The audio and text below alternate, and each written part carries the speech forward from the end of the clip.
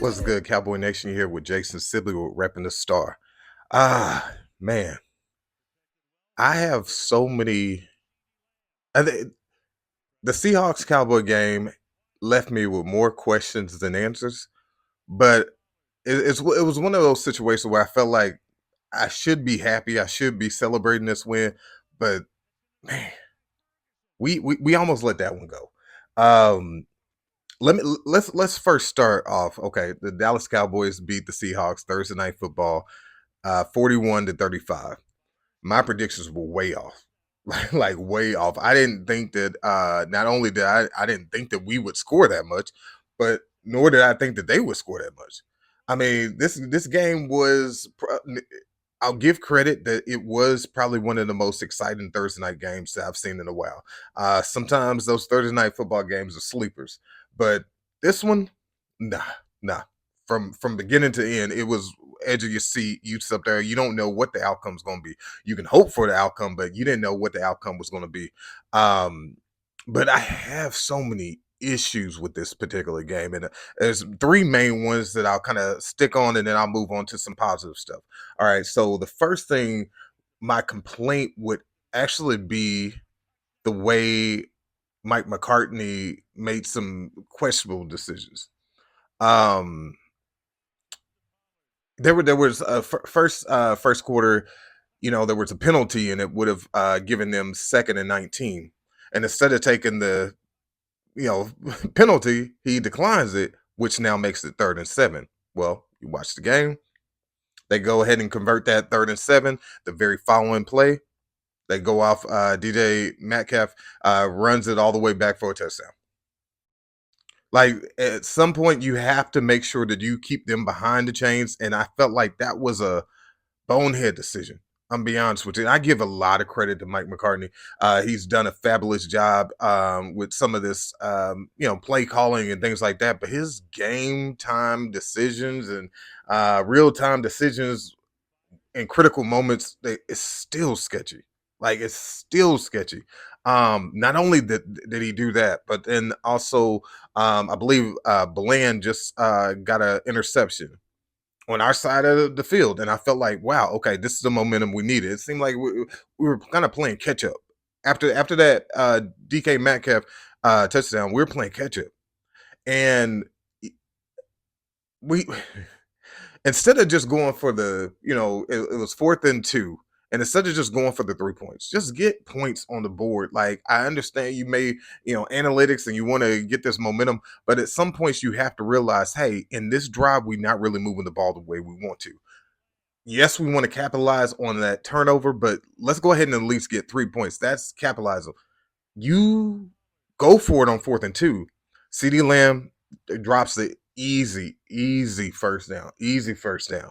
And, CD Lamb had a great game, but I feel like that was one of those gimme 2 yards. Like, let's go. Keep the drive going. But because you failed on that, now you sit up there and you didn't get a field goal, you didn't get a touchdown, you literally turned it over on downs.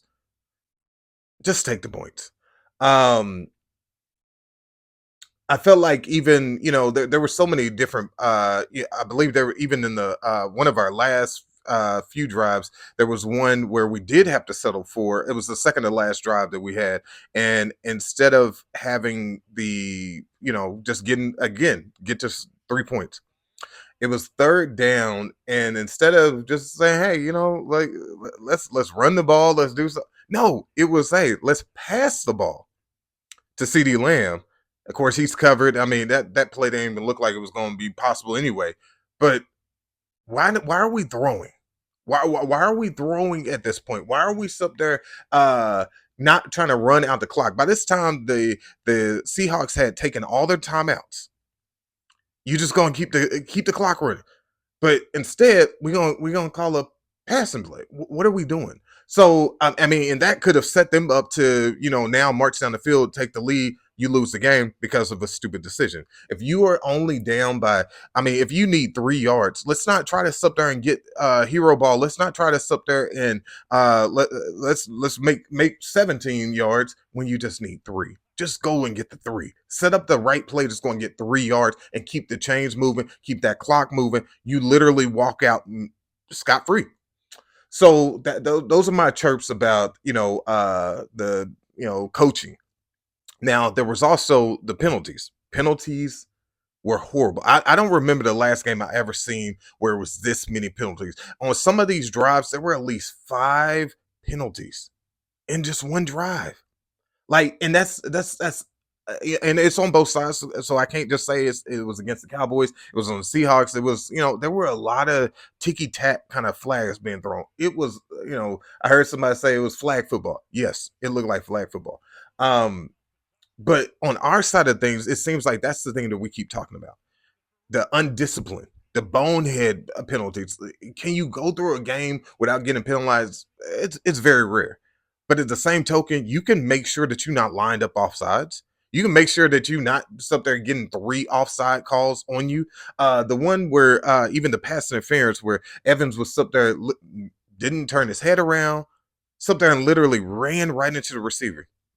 That's a rookie mistake. You're a veteran. What are we doing? So the undiscipline that we're seeing with this team on defense, where it's like, yes, we want the big plays. Yes, we want to sit there and be aggressive, but use your mind when you sit there trying to be aggressive. Last thing I'm gonna say is in regards to just my negative things. Defense. Now, I have to give them some kind of grace in some standpoint because I feel like, playing 3 games in 12 days is difficult. Like you're gonna have some wear and tear in your body, and it kind of looked like they were a little tired. They were a step behind. They didn't play with that zeal that they typically have, and I kind of chop it up to that. But at the same token, when you are in this stage of the season, you don't get days off like this. Now, when it mattered, you stepped up. There was a few fourth down call plays that they literally stopped them and still the deal. Actually, that's even how we won the game. Michael Parsons rushing Geno Smith, but at the same token, like it should not have even gotten to that point. Like I felt like we I don't if I'm not mistaken, we didn't even get a sack out of that game. But Dak got sacked what 4 times, 5 times. I didn't. I felt like we were a step behind, and our defense really looked spotty.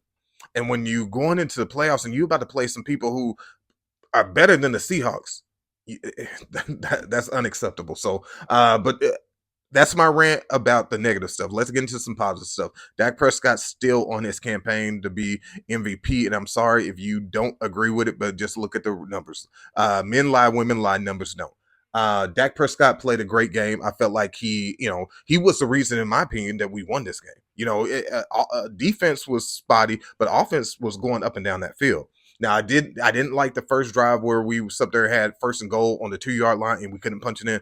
Still red zone issues, but I feel like Dak played a phenomenal game. I love some of the runs by Tony Pollard. Dak was actually only 1 yard away from hitting 300 yards again. So almost 300 yards, 3 touchdowns. Tony Pollard was up there scoring for a touchdown. CD Lamb, yes, he had that drop on 4th and 2, but CD Lamb also had a fantastic game. Another game over 100 yards.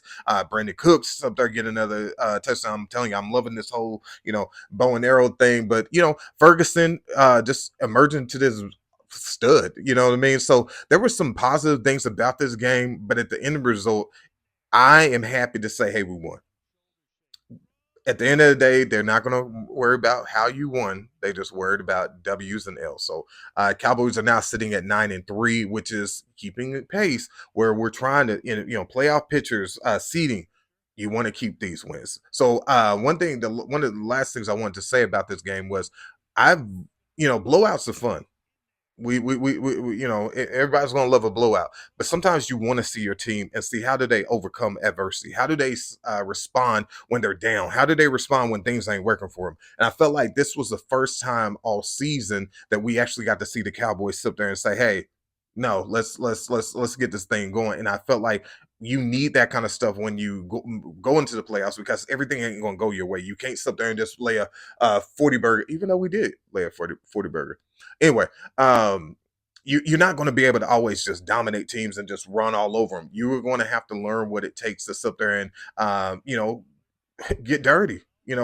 grind through the trenches. So I felt like this is a game that I wanted to see. Those close games, those games that we have to sit there and fight back, claw back, sit there and have the skill and the talent enough to compete. So good win. I know a lot of people are going to sit there and say, well, yeah, y'all beat a team that was over 500, but, this. Hey, the goalpost is always going to be moved. But at the end of the day, critics said that we could not beat a team who was over 500. We just did. So, congratulations to the Cowboys. We get a weekend off where we get to chill and just watch football. So, stressful game, but we walked away with it with a victory. So, until next time, we got a big one coming up next Sunday against the Eagles. So, we'll be preparing for that. So, let's go, Cowboys. Keep knocking them out.